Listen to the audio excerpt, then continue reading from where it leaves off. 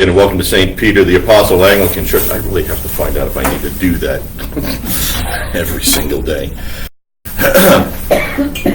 This morning we're continuing our series on Anglicanism 101, what is Anglicanism? And today we're going to do a brief, very brief overview of St. Patrick and how his ministry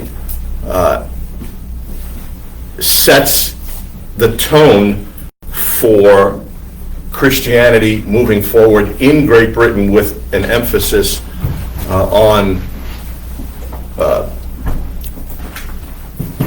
let's say, English ethos. Because that, whether we realize it or not, comes into play significantly as the British Church starts to develop a more and more organized and cohesive picture. We talked about Ninian last week in his work at Galloway in southwest Scotland, and at that time there was the son of, I'm going to butcher the guy's name, Calpurnius, who was a local administrator and a deacon.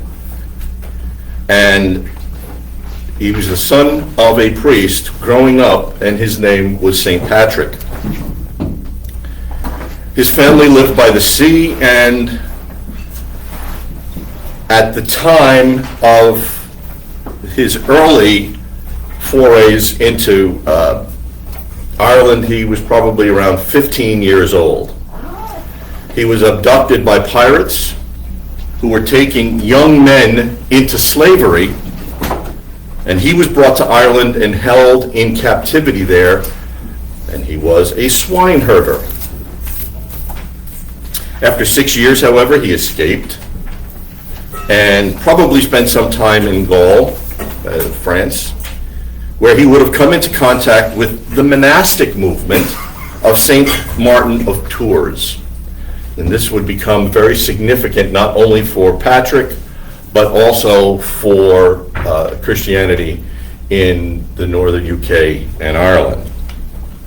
It was during this time in training at the monastery that he conceived of a plan to return to the place of his captivity in order to preach the gospel. And he wanted to preach it to those under whom he lived and suffered. So he went back to minister to his enemies.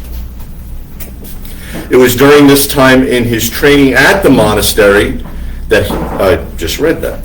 After a brief visit to England in AD 432, he was consecrated a bishop for his return work to Ireland.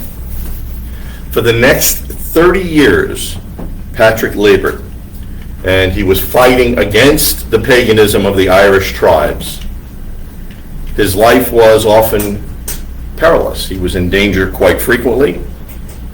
His ministry throughout Ireland was very extensive, witnessing for Christ, making converts, baptizing these converts by the thousands, and ordaining clergy everywhere.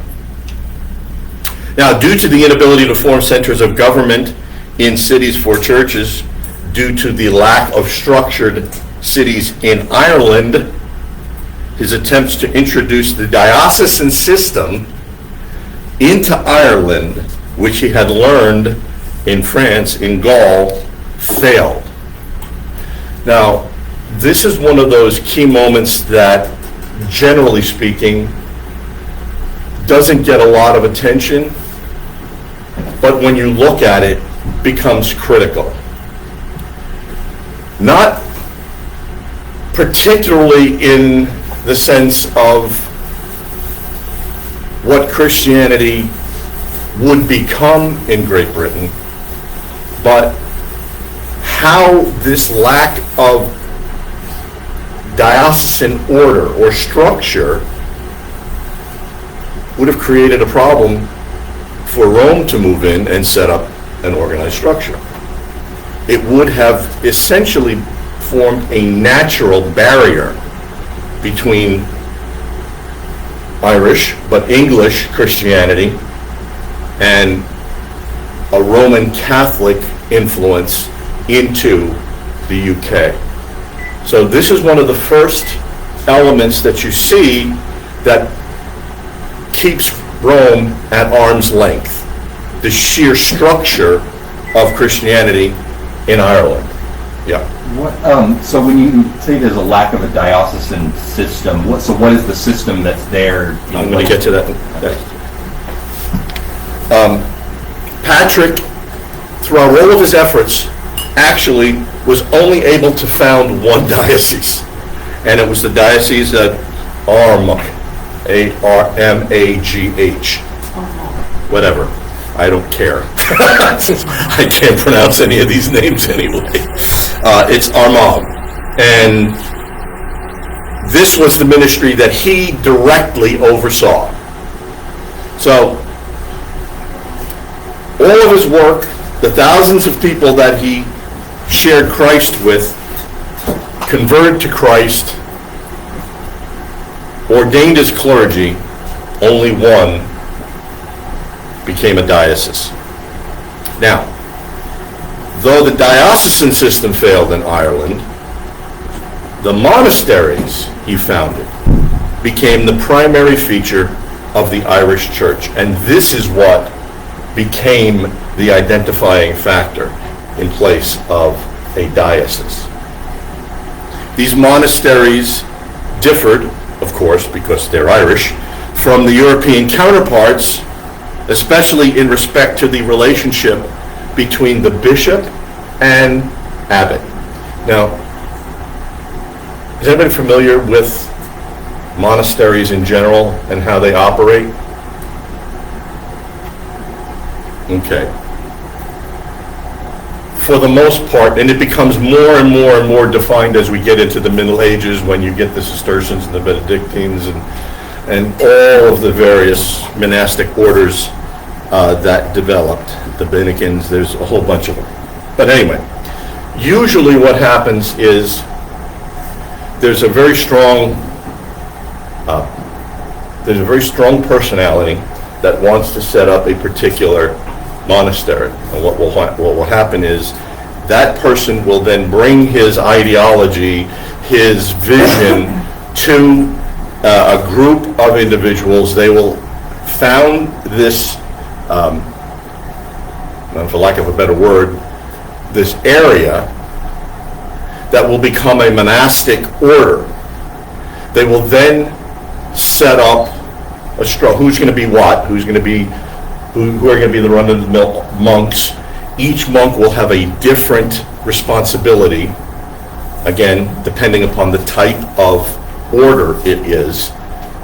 Just to give you an example, some monks were involved, some monasteries were involved in large-scale farming. So they would cultivate various types of produce to distribute to not only their members but to the community. Others were involved in producing wine. Wine was very, very common. So you would have they would have their focus, and the most significant aspect of every single monastery, doesn't matter, or order, doesn't matter who it is, were the rules. And all of the monastic systems developed rules. Some were very severe, others not so much. Now, the usual system and the way it worked in Ireland, in general, was the bishop had general episcopal oversight, okay?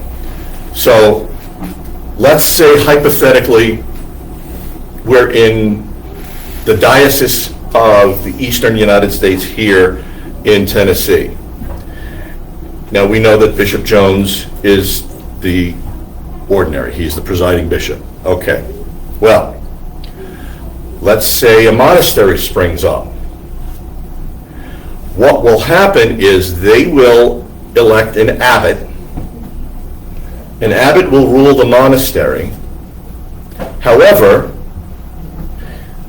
the bishop will provide episcopal care. He will provide episcopal oversight. He will be the ruling administrator because this monastery is in his diocese. However, the Irish, they have to do things differently. And in the Celtic understanding of a monastery, it was the abbot that ruled supreme.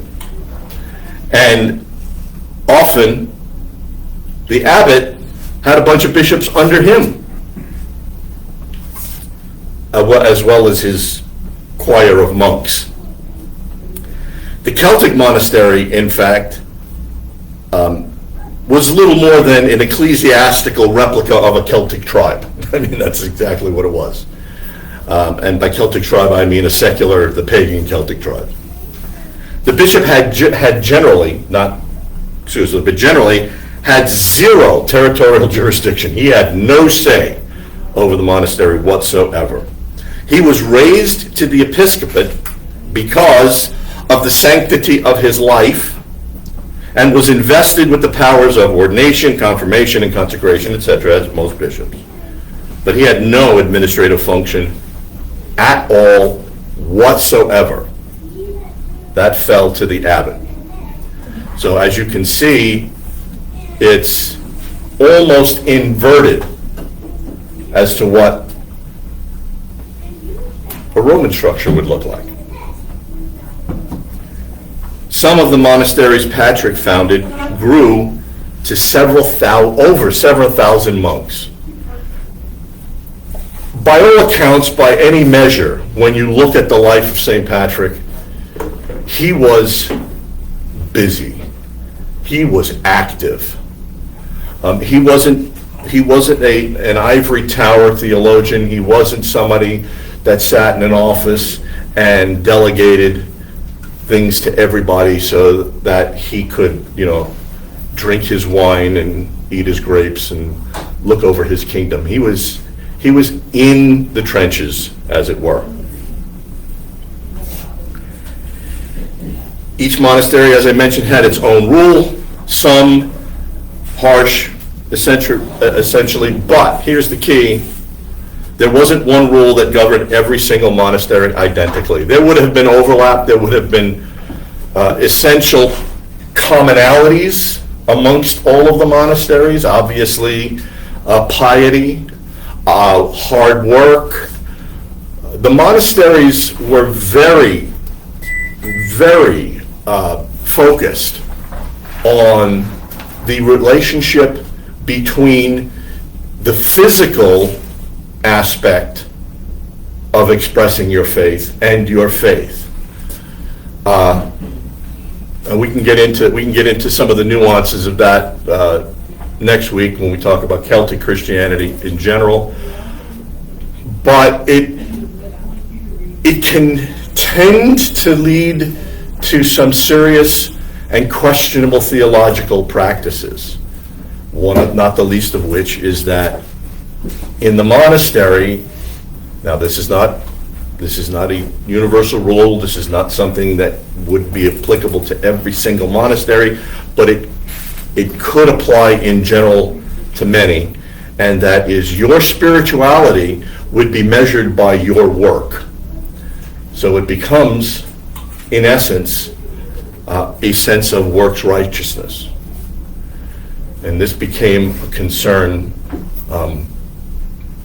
from those looking outside in. Yeah. Did they have contemplative orders? Yeah. Okay. Yeah. Yeah, but that would have developed later. Okay. Yeah, most of that type of stuff was, I don't want to put an actual date on it, but let's just say it would have started to spring up towards the okay, this is going to be strange to say it this way. The late, early Middle Ages. Okay, if you know anything about the Middle Ages are divided into three periods. The Middle Ages are not the Middle Ages. You've got the early Middle Ages, you got the Middle Ages, and then you got the later Middle Ages. And the contemplative orders, as you have addressed, would be towards the latter portion of the early Middle Ages towards the Middle Ages themselves.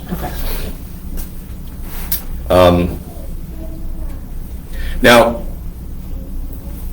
part of the reason that you don't see a unified rule throughout all of monasteries was because in this region, the converts, being Celtic pagans, were very unruly, and they were difficult to control. So to sit down and make a universal rule throughout all of the monasteries in Ireland would have been, I don't want to say impossible, but it would have been quite a challenge, and it wouldn't have worked.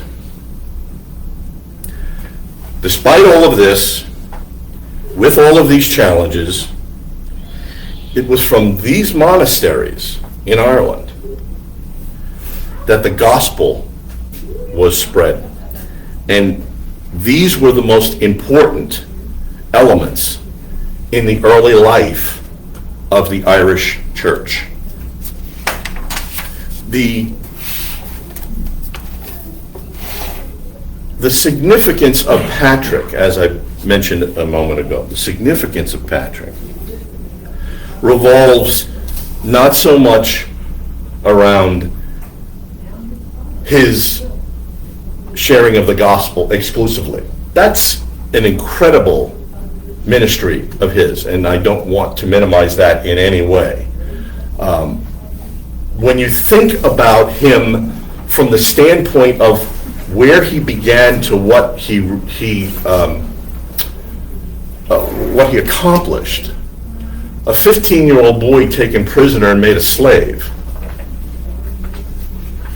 to escape, to leave the country, to become a minister, and to have a heart for the people that tortured you and kidnapped you and enslaved you, shows an incredible spiritual sensitivity that I don't want to go out on a limb, but I would say very few of us would emulate. I mean, I know that would be, I mean, I have people call me names and I get ticked off. So, I mean, to become a prisoner and a slave, I can't say that I would behave in a manner even closely related to what Patrick was doing.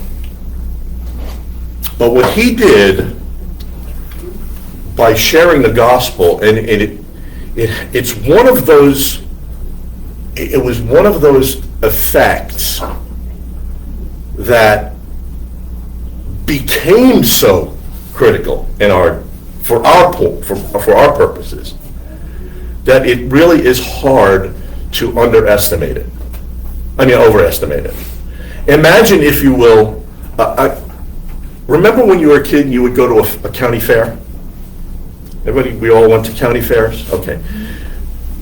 Did you ever have a booth where you had somebody that had this round, this deep, it would have been a barrel of some sort, and at the bottom of the barrel there was this platform, and you would take a piece of cardboard and you would put it on this platform, and they would throw the switch and it would start to spin, and you take one drop of paint and it would hit the platform, and then it would spread, and we would create designs out of this. Remember? Am I the only one that experienced this? I'm the only one that had, okay. So I just wasted that whole illustration, okay. All right, but this is what would happen. You would, how many had spirograph?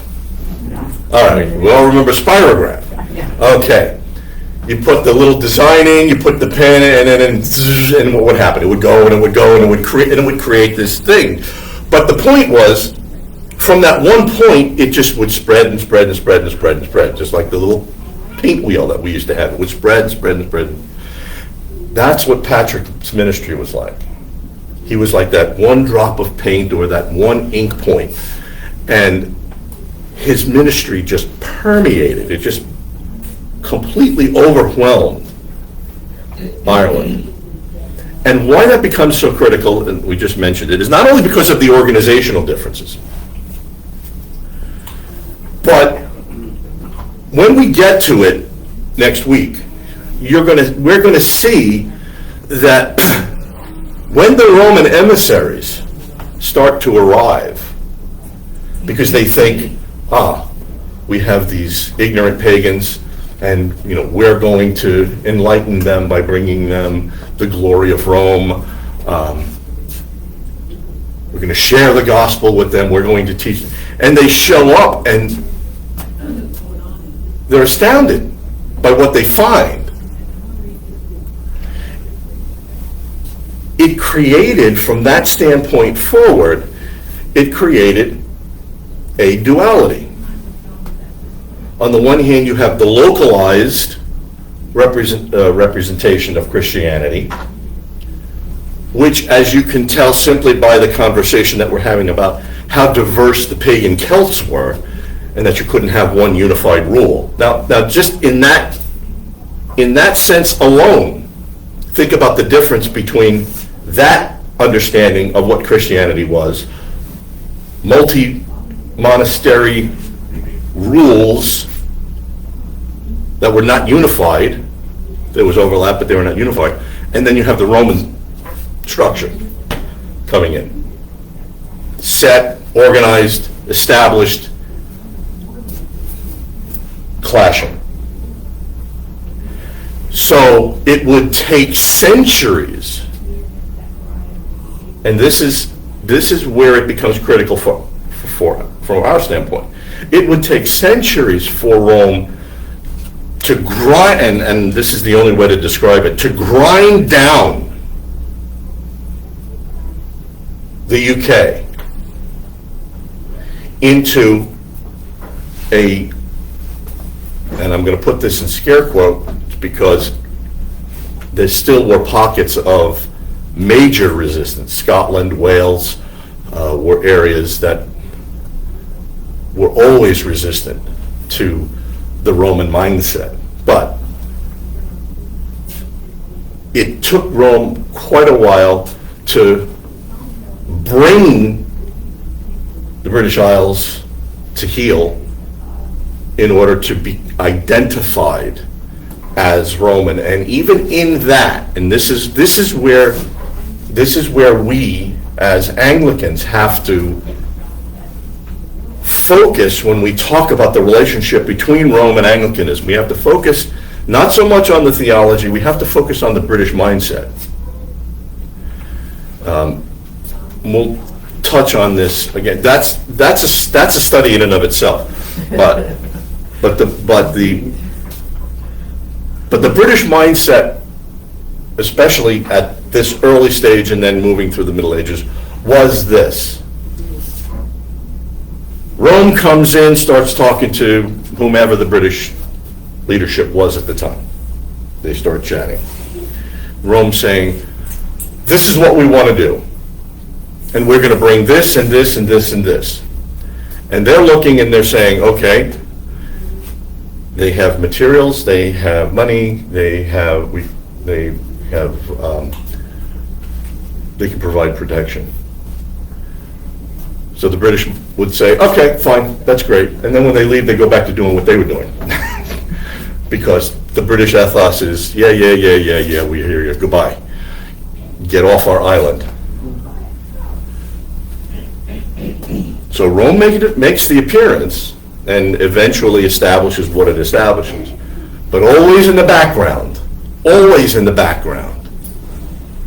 there is a British resistance to that type of conformity. There's always, to use the term, there's always a remnant of non-Roman thinking within the British Isles. And this sets up for us the critical aspect of moving from the early church to the probably most significant period in church history, the Reformation. Because what we find is that, yeah, Rome was doing all of these things, but the English reformers, and I'll just focus on the English reformers for now, the English reformers found it very easy to find that remnant that would link the British church all the way back to the early church. And it is that upon which they focused when they started to bring English Christianity into her own separate identity. And we'll get into that a little bit later. All Henry did, for all of the histrionics and all of the alleged creative genius of Henry and how all he did was create a Protestant church, Henry created nothing. All Henry did was get upset because he was not allowed to get a divorce, and he broke from Rome only in political allegiance. That was all he did. When Henry established the Church of England, you could have simply said hyphen Roman Catholic. That's what Henry created. What he didn't realize was that when he put Cranmer in charge, he didn't realize that he was going to create an ancient English revival of Christianity within the British Isles in the Reformation.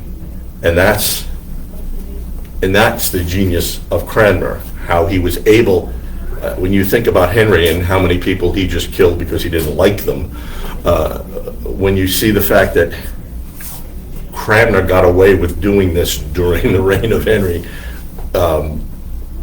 you just have to tip your hat both to God's providence and Cranmer's genius.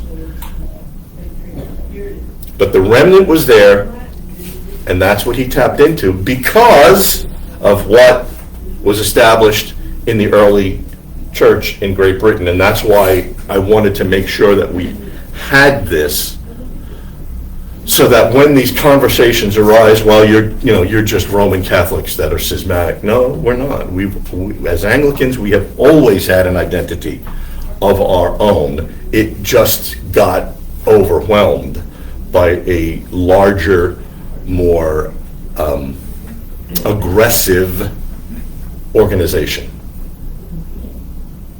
Okay. All right, I'm going to stop.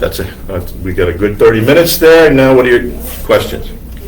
Did you just say aggressive or progressive? Oh, Okay,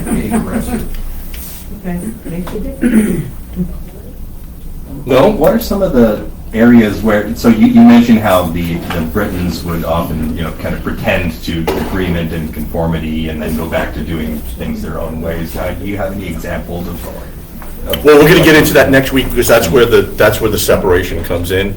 But when it came to the core elements of theology, consecrations of bishops, ordinations of priests, the sacrament, in that sense, there was a very distinct English sense as to what was going on. It was modeled after what the early church did, not the early church in England, but the early church. But there was enough, let me put it this way. there was enough similarity to what Rome did that Gregory the Great basically said, okay, just leave them alone. But there was enough difference to establish an identity for the English church. And it gets into the understanding of the real presence. It was not as rationally defined as Rome.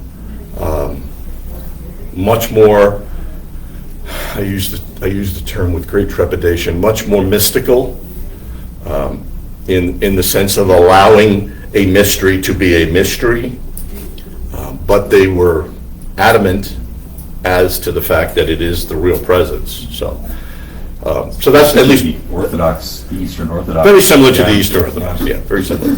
Yeah. Essentially, I mean, yeah, it's really interesting because that you asked that, because if you take it from that standpoint, like the 7th century, which we'll begin with next week, no, the week after.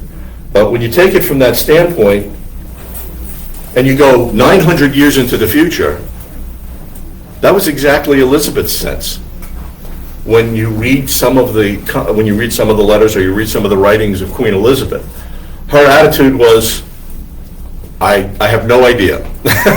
I don't know how it is. I don't know what it is. All I do is I know what this is, and it is the body of Christ. And I'm not going to sit here and dissect it. Obviously, I'm paraphrasing, but this was essentially her mindset. Her mindset is leave it as it is. It's a mystery, and we'll keep it at that. So you can see that 900 years later, that mentality, that English ethos, even though they're not English yet, but it's there in its nascent form, and it remained throughout history. Right.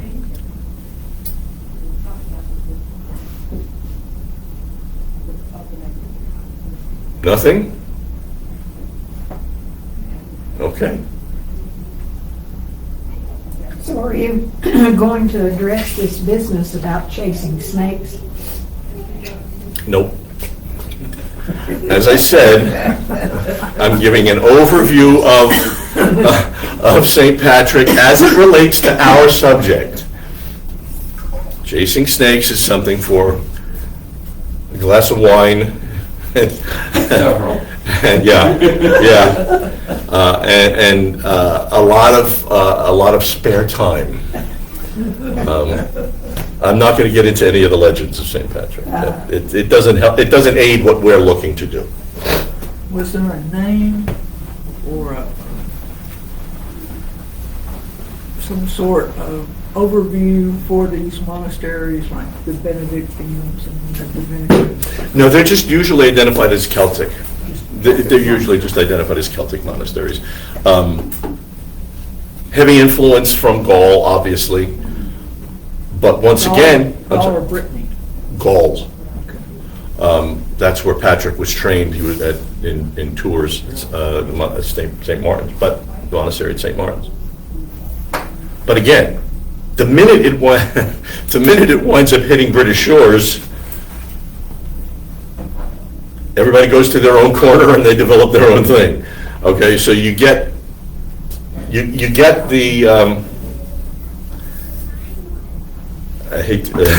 it's like a can of Play-Doh. It comes in one form, and then when you hand it to kids, it just it becomes 1,000 different things.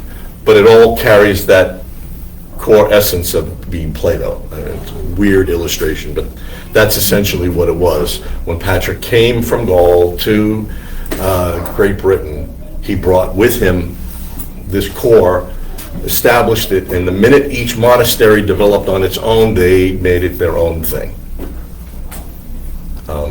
Was there any area that was more heavily populated with the monasteries, or was it all over? That's a good question.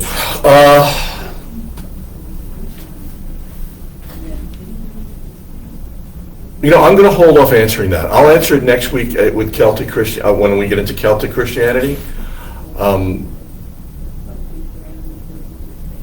But,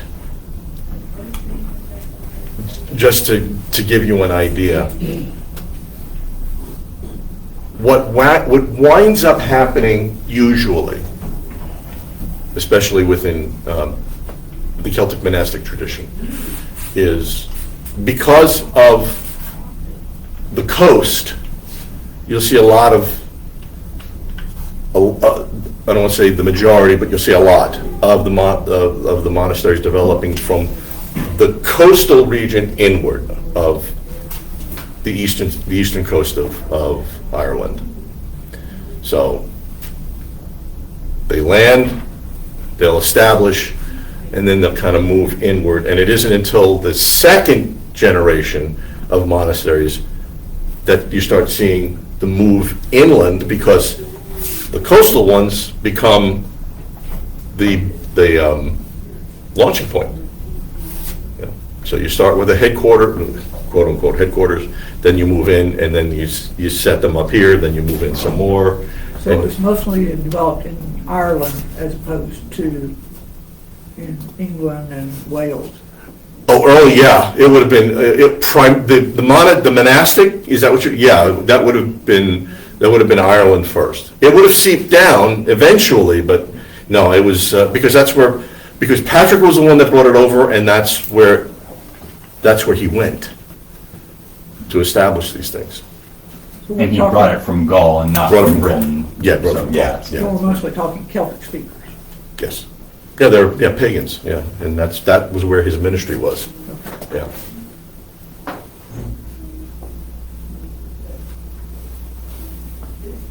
You good? Anything else? All right, next week we'll talk about the Celtic understanding of Christianity in general. We'll do a broad sweeping, again, discussion of Celtic Christianity. And then after that, we'll get into the early Middle Ages. We'll start moving into the period that gets us up to the English Reformation. And then we'll go through the English Reformation, and we're not going to deal with the whole Reformation. That's just too unwieldy for our purposes, but we will talk a little bit about the English Reformation as it relates to what we're talking about, the differentiation between Anglicanism and Rome. And then after that, we're going to go straight into the Book of Common Prayer. And we're going to, section by section, we're going to show you what our prayer book is, how you are to understand it, and how you're to use it. Because there are things I would venture in the prayer book that you have no clue as to what's going on when you see them. So I'll show you what that's all about. So the prayer book series will begin in about 3 weeks. 3 weeks to a month. I don't want to put a hard date on it Yeah. because, Just curious. yeah, Things happen. about a month. Yeah. So, and then after that, the prayer book, the maneuvering through the prayer book is going to take a little bit of time. Yeah. Because there are a lot of different sections. And I'm going to be honest, what I want to do more than anything else is focus on the early part of the prayer book more than anything else, because the order for consecrating bishops and ordaining priests and deacons really is something you should just know is there. The ordinal, you should know the ordinal and its importance, but there are things in the ordinal that nobody here really is going to be required to know inside and out, unless you change mid-career and decide you want to be a priest or a deacon. Then you need to know it. Can you remind me when the first prayer book was? Well, the first prayer book was the 1549, but it was a compilation of 7 or 8 other books that Cranmer collected. Matter of fact, when Cranmer used to go to Mass to conduct the service, he was ridiculed because he would bring all of these books and he would place them on the altar. And they used to say, Cranmer and his wee bookies, because he would bring all of his books up. So, yeah, the 1540, when Cranmer, and I'm getting ahead of myself, and I'm going to stop before I, no, I'll say this and then I'm going to stop, because we have to get up to morning prayer anyway. But Cranmer's intention was never that the first prayer book he ever made was to be the only prayer book ever used. His intention always, by the way you saw, when you look at the development of the Book of Common Prayer, his intention was always that there would be, let's say, emendations, okay? That there would be alterations, slight changes. The core would stay the same, but that's why you went from the 1549 to the 1552 to the 1559, and then, then there was a 1601 kind of draft, and then there was the 1662, and this is where all of the consternation comes in, because I'm getting way ahead of myself. Because Anglicanism is an Erastian, functions under an Erastian government, that means the government rules the church. And because the church turned around, because the government turned around and established through the 1604 canons and all sorts of other machinations, but they said the 1662 was the church, was the Book of Common Prayer for the Church of England. Everybody today gets all weird with any other prayer book. But they're all inconsistent. Because you see guys that are staunchly 1662, but they'll use the Scottish 1784, and it's just like, well, that's closer to the 28. It's like, why are you using that? And then you get it, and then they'll use the Canadians, then they'll use the Canadian 1962, and then there's the 1870. There's so many other iterations. The problem is, with all of the other prayer books that wound up developing, and I'm way ahead of myself now, but all of the other prayer books that were developed after 1662 were not sanctioned by the British government. They were not sanctioned. And the odd thing is this, from our standpoint today, the odd thing is this. We look at the Church of England and we go, that's not even a church. It really isn't. It's at best a bizarre social club. At best. It's a cosplay convention. That's exactly what it is. That's exactly what it is. I'll tell you what, they could move Comic-Con to Canterbury and nobody would know the difference. But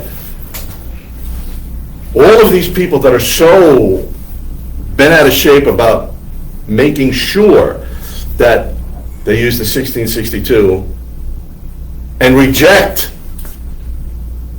the C of E today, still go back to the C of E when they're looking for some sort of support for their position.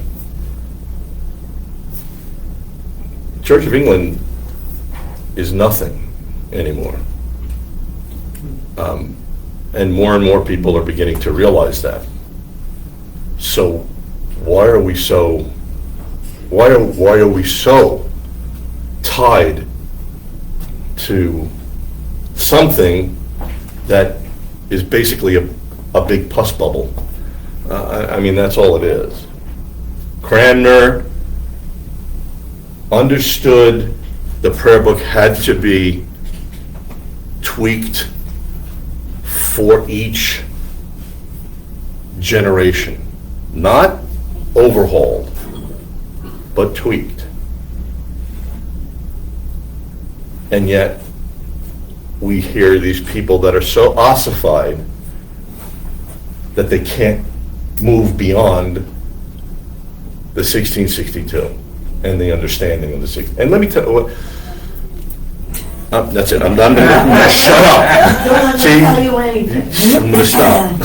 You could do a whole series just on. We will talk. We'll get when we get to the prayer book. We'll talk about. I promise you, we're going to talk about some of the differences. every prayer book has its problems. Doesn't matter which prayer book you have, they all have an issue with which we have to deal. The 1662 is not perfect and it has its issues. The 28 is not perfect and it has its issues. So what it boils down to is this: which issues do you want to address? With what do you want to deal? And that's the question that has to be asked. If you want to deal with the problems with the 1662, such as doing the exhortation every Sunday, that's not an option, that's commanded. Doing the exhortation every Sunday. Doing the full Decalogue every Sunday. Now, I don't have a problem with doing the full Decalogue, but you're doing it every Sunday. Now, think about the time frame in the United States. Think about that, where if you go 5 minutes over on a sermon, the pitchforks are out and they've got the tar and feathers waiting to go. And now you're going to do the full exhortation, the full Decalogue. Morning prayer is locked into one canticle per section where you don't have any options. So that's the concern with the 1662. 28 has its own issues. There's some things that we say in the 28 that make me scratch my head sometimes, and I got to be real creative in explaining why we say these things. So it's not. What a tease. I can't wait to hear the Right. extrapolation. Okay. Baptismal service. I'm sorry, what about The baptismal service. that? Well, that's only one. Yes. Well, I mean, we got some stuff that we do during the Mass that I go, okay, all right.